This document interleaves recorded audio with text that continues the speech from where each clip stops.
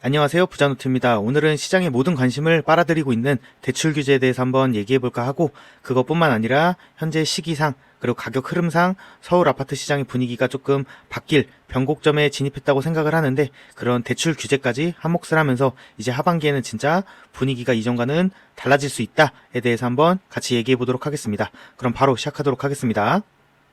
현재 시장의 모든 관심이 대출 규제에 쏠리고 있죠. 그래서 대출 관리, 대출 중단, 대출 규제 이런 거에 대해서 움직임이 빠르게 나오고 있는 상황이고, 현재 부동산 시장의 모든 관심이 대출 규제로 쏠리고 있는 상황이다 라고 보시면 될 것 같습니다. 뉴스 기사들만 봐도 체감하실 수 있다고 생각을 해요. 그래서 이런 상황이고, 그러면 이런 부분부터, 그래서 은행권의 가파른 인상이 나왔던 것부터 시작해서 현재는 자체적으로 대출을 중단까지 하고 있는 그런 상황에 대해서 쭉 흐름을 한번 요약해보는 시간 갖도록 할 거고요. 그리고 그런 대출 규제와 관련해서 현재 시장의 분위기, 어떤 영향을 받고 있는지 또 한번 알아보고, 하반기 시장은 어떻게 될 것인지 한번 예측해보는 시간 갖도록 하겠습니다. 그리고 저는 아까 오프닝에서도 말씀드렸지만, 개인적으로 지금 시점이나 가격, 흐름 이런 걸 봤을 때 이전과는 다른, 이제 조금 쉬어가는 이런 변곡점이 진입할 거라고 생각을 하는데, 이런 대출 규제까지 한몫을 하면서 이제는 진짜 하반기는 빠르게 시장의 분위기가 바뀌는 변곡점에 진입하지 않을까라고 생각을 하고 있거든요. 그래서 그런 부분에 대해서도 한번 자세히 얘기해보는 시간 갖도록 하겠습니다. 현재 뉴스 기사들만 봐도 대출 규제와 관련해서 모든 이슈들이 집중되고 있다는 것을 보실 수 있습니다. 둔촌주공 같은 경우에는 지금 전세 자금 대출이 이제 규제가 강화되면서 잔금을 칠 수 있냐 없냐에 대한 부분도 관심이 매우 큰 상황이고, 그리고 DSR, 스트레스 DSR 2단계도 시행이 됐잖아요. 그렇게 되면서 직장인분들도 대출 한도가 줄어드는 그런 얘기가 나오고 있고, 그리고 이런 대출 중단, 한도 축소 이런 게 스트레스 DSR 같은 경우에는 예고가 됐지만, 이런 가파른 중단세는 예고 없이 좀 오다 보니까 또 계약금을 잃게 생겼다 이런 얘기들이 커뮤니티나 이런 데 많이 뜨더라고요. 그만큼 대출 규제가 모든 이슈를 빨아들이고 있는 상황이다 라고 보시면 될 것 같습니다. 그럼 이런 대출 규제 흐름이 어떤 식으로 나왔냐, 이게 또 8월 말 9월 초에 이렇게 또 갑작스럽게 나온 게 아니거든요. 쭉 흐름을 갖고 나온 건데, 그런 흐름에 대해서 먼저 알아보도록 하겠습니다. 먼저 가상금리가 먼저 인상이 되는 흐름이 나왔었습니다. 7월부터 8월까지 가상금리가 계속 올랐고, 뉴스 기사에서 보시다시피 가상금리가 5번에서 7번 정도, 그래서 거의 최저점 3%, 제가 알기로는 3% 거의 초반까지 내려갔었거든요. 주담대가 은행권들이 경쟁을 하면서 금리가 쭉 내려가서 3% 초반까지 갔다가 계속 이제 가계부채에 대한 얘기가 나오고 정부의 압박이 있었겠죠. 그런 게 있다 보니까 계속해서 올라갔고, 한 달 정도, 한 2달 정도 시간을 갖고 5번에서 7번 정도가 올라가면서 마지막에는 현재는 지금 4% 거의 중반까지 올라왔다 라고 보시면 될 것 같습니다. 이렇게 먼저 주담대 금리가 먼저, 가상금리가 먼저 올라가다 보니까 실수요자분들이 타격을 받았고, 그리고 여론들이 슬슬 생기기 시작했죠. 이제 은행 좋은 일만 한다, 조달금리, 은행에서도 어디선가 금리를 내고 돈을 빌려오는 거잖아요. 그래서 빌려온 돈을 또 이자를 붙여서 이제 빌려주는 건데, 그럼 조달금리는 선제적으로 낮아졌는데 가상금리, 대출해주는 금리만 이렇게 가계부채다 이런 명목 삼아서 올리다 보니까 차익, 마진을 이제 너무 먹는다, 은행만 좋은 일을 시키는 게 아니냐라는 좀 부정적인 여론이 계속 생기던 게 이제 7월, 8월이라고 보시면 될 것 같습니다. 그 다음에 8월 26일이 저는 개인적으로 기점이라고 생각을 하는데, 이날 이런 여론들이 강해지다 보니까 금융감독원장 이복현 금융감독원장이죠. 금융감독원장이 이제 언론이나 TV에 나와서 이제 발언들을 하기 시작하죠. 그런 발언들을 하다 보니까 이때부터 가상금리를 올리던 흐름이 좀 바뀌었다라고 보시면 될 것 같습니다. 기사 내용을 좀 보시면 먼저 가상금리 인상을 비판하는 얘기를 했습니다. 수도권 집값 급등 조짐 때문에 가계부채를 관리해야 되는 건 맞지만, 그런 정책 기조 때문에 은행권들이 대출 금리를 올리는 쉬운 방법을 택해서 이득만 챙겼다. 그러니까 어쨌든 비판을 한 거죠. 가상금리를 인상하는 거에 대해서 비판을 한 거고, 그리고 가계부채와 전쟁 준비를 위해서 모든 수단을 점검 중이다. 전방위적으로 대출을 그러니까 대출 이제는 한도를 관리하는 거에 대해서 주문했다라고 보시면 될 것 같습니다. 전방위적인 가계대출 관리를 주문했다라고 보시면 될 것 같습니다. 또 한 번 더 얘기를 하시죠. 가상금리 인상 외에 다른 방식, 한도, 한도를 관리하라는 거죠. 그런 부분도 얘기했고 여기서도 살짝 언급을 했었어요. 1금융권 금리만 높아진 상황인데 2금융권이랑 왜곡 현상이 나타나고 있다. 그래서 이때도 2금융권에 대한 얘기를 하긴 했지만 세게 한 건 아니다 라고 보시면 될 것 같습니다. 2금융권에 대한 규제도 살짝 언급했다. 이런 왜곡이 조금 있는 상황이다 라고 말했다고 보시면 될 것 같습니다. 그리고 추가적으로 추가 대책, 강도 높은 대책도 예고했다.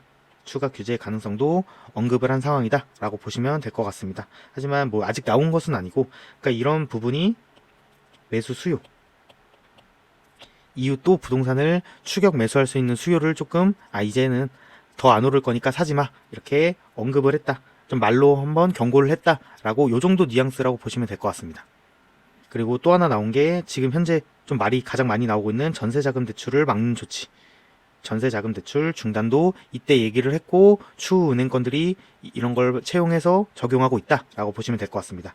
그리고 DSR, 스트레스 DSR 2단계도 얘기하셨고, 요거는 뭐 예고된 부분이다 보니까 이런 부분도 예고를 했고, 추가 규제에 대해서도 LTV 규제나 대출 총량제도 얘기하셨다라고 보시면 될 것 같습니다. 요런 언급이 있다 보니까 이전에는 가상금리만 계속 올리던 은행권들이 주담대를 중단하는 행동을 하기 시작했고, 그리고 둔촌주공, 아까 말씀드렸다시피 잔금을 쳐야 되는 둔촌주공 같은 경우엔 중단된 전세자금 대출 때문에 또 곤욕을 겪고 있는 상황이고, 요런 흐름으로 다 바뀌었다. 그래서 계약금을 날릴 판이다. 요런 얘기도 나오고 있고, 그래서 대출을 이전에는 대출 금리만 올렸다면 이제는 대출 중단, 한도 관리를 하기 시작하는 단계로 바뀌었다. 그 금융감독원장의 언급 이후에 이렇게 바뀌었다라고 보시면 될 것 같습니다. 그렇다 보니까 대출을 받아야 되는 분들은 많고 아직 부동산은 더 상승할 것 같고, 그렇다 보니까 2금융권으로 대출을 쏠리는, 2금융권으로 수요가 빠르게 이동하는 현상이 발생했습니다. 그래서 막차, 주담대가 막히기 전에 막차를 타자라는 수요가 늘면서 보험사나 이쪽 2금융권의 대출 신청이 크게 늘었고 또 많이 나갔다라고 보시면 될 것 같습니다. 그리고 요즘은 또 정보가 되게 빠르잖아요.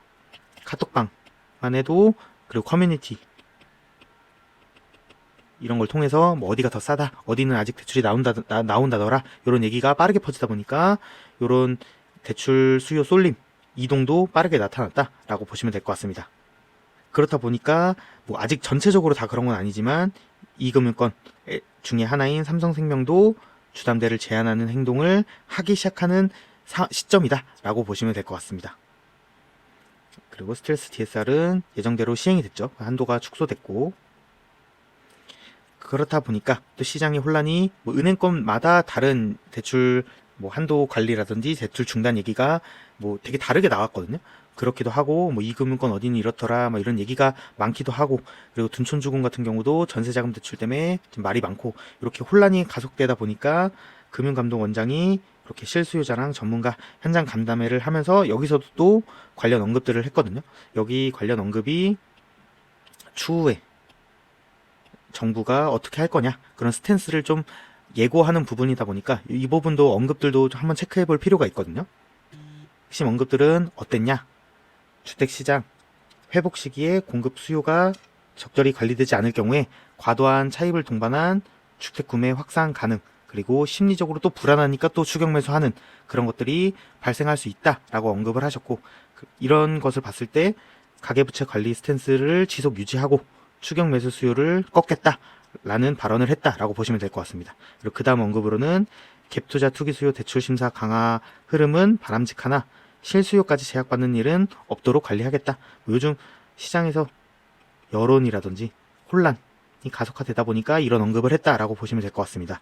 그래서 대출 규제 스탠스는 어쨌든 유지하겠다라는 걸 한 번 더 얘기했다고 생각을 하고, 하지만 실수요자 피해 없도록 관리하겠다. 여기서 예를 들어주신 게 이전에 이런 가계대출 관리 강화 이전에 대출 상담을 했거나 신청한 거는 규제하지 않겠다, 이런 언급도 하셨거든요. 이런 거는 시행할 수 있겠다라고 보시면 될 것 같고, 대출 정보 유통이 빠르다 보니까 아까 카톡이나 뭐 이런 거 얘기 드렸잖아요. 그렇다 보니까 대출 수요가 이동했고 풍선 효과로 인해서 보험사나 중소금융회사, 비금융권, 뭐 주로 2금융권이라고 부르는 곳들이죠. 이런 곳들로 빠르게 이동했다, 이런 부분도 언급하면서 보험사, 2금융권 대출 스탠스도 확대하겠다라는 뜻이 아닌가라고 예상이 들고, 이거의 시작이 아까 말씀드렸던 삼성생명 사례다. 삼성생명을 시작으로 이런 부분도 좀 확대될 수 있겠다라고 보시면 될 것 같습니다. 그래서 간담회에서 금융감독원장이 말한 거의 핵심은 대출 규제 스탠스를 유지하겠다라는 걸 재확인하는 자리였고, 2금융권이나 보험사로도 확대하겠다. 1금융권만 이렇게 하다 보니까 수요가 다 2금융권으로 이동하다 보니까 이런 부분도 확대 적용하겠다라는 걸 다시 한번 말했다라고 보시면 될 것 같고, 그리고 최대한 실수요자 피해는 관리하겠다, 막겠다라고 얘기하셨고, 불안한 심리 때문에 부동산을 추격 매수하는 수요, 그리고 가계부채 급등세를 관리하겠다라고 요 정도라고 요약해 보시면 될 것 같습니다. 이 정부는 아직 이런 스탠스를 그대로 유지하고 있다라고 보시면 될 것 같습니다. 쭉 제가 얘기 드렸는데 대출 규제 상황을 요약해 보면 7, 8월 달에는 은행권 자체적으로, 자체적이라고는 얘긴 하지만 정부의 가계부채에 대한 압박이 있었겠죠. 그런 거 있다 보니까 가상금리를 인상하는 흐름이 나왔었고, 8월 말 26일날 금융감독원장이 TV라든지 언론, 신문사에 나와서 이런 언급들을 하기 시작했고, 그렇다 보니까 1금융권부터 대출 중단이 나왔고, 그리고 시장 혼란이 점점 확대됐고, 2금융권으로 막차 수요를 타는 수요가 이동했고, 그리고 삼성생명부터 시작해서 2금융권도 주담대를 막는 행동이 나오기 시작했고, 간담회에서 이런 혼란이 있는 상황인데 정부는 이렇게 하겠다라고 규제를, 대출 규제 스탠스를 유지하겠다고 얘기했잖아요. 그런 지속 의지를 한 번 더 얘기했다. 요 정도 시점까지 지금 온 상황이다 라고 보시면 될 것 같습니다. 내용들로는 현재 나오고 있는 대출 규제 내용들은 이런 거죠. 스트레스 DSR은 2단계가 시행이 됐는데 수도권은 또 금리 상향 적용했잖아요. 이런 부분, 다주택자, 그리고 2주택자부터인 것 같아요. 다 주택 잔금 대출은 다 막혔다라고 보시면 될 것 같고, 전세를 놓고 후순위 대출을 받는 거, 그리고 마이너스 통장도 한도를 제한하기 시작했고, 신규주택 잔금일 전세 대출, 조건부 전세 자금 대출 이런 게 막혔다. 이게 시장 혼란을 많이 만들고 있는 것 중에 하나죠.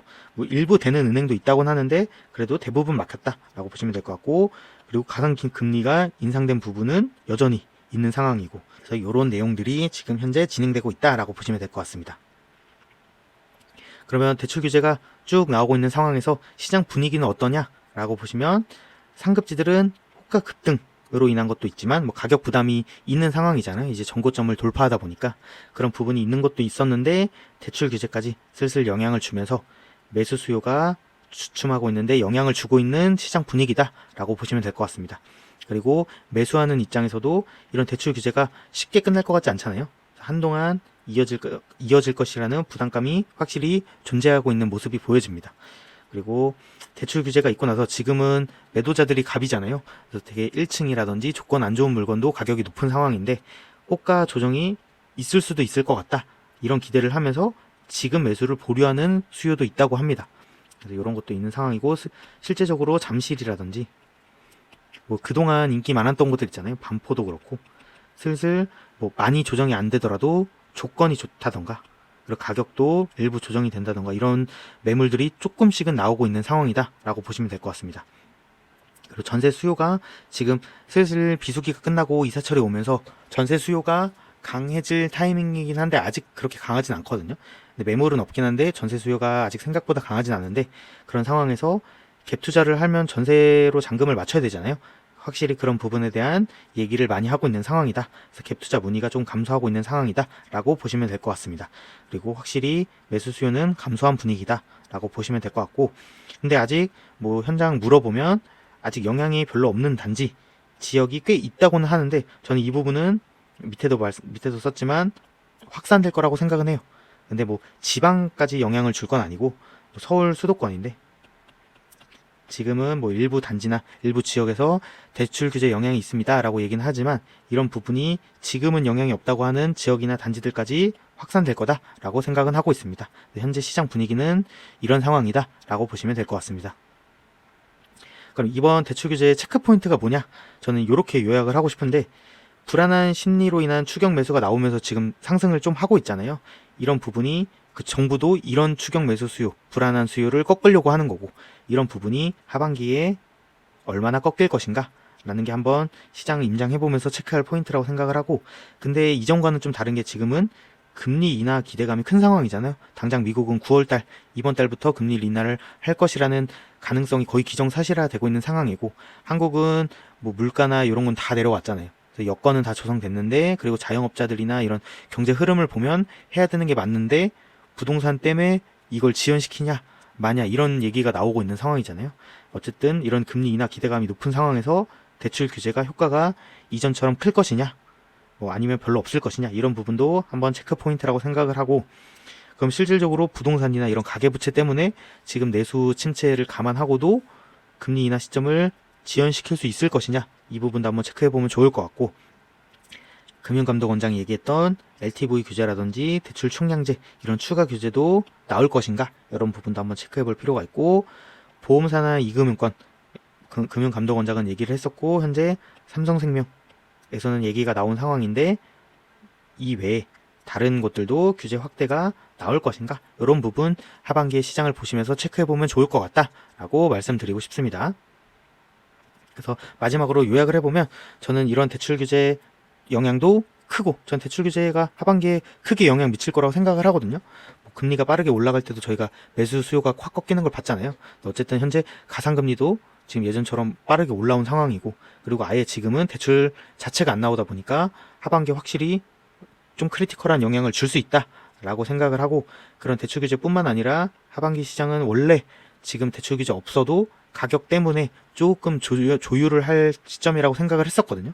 근데 이런 대출 규제 영향까지 가미되면서 좀 빠르게 나타날 수 있다고 생각을 하는데, 그래서 아까 계속 말씀드렸죠. 저는 변곡점에 이전과 다른 변곡점에 진입했다라고 생각을 하는데, 그런 부분에 대해서 마지막으로 한번 정리해 보겠습니다.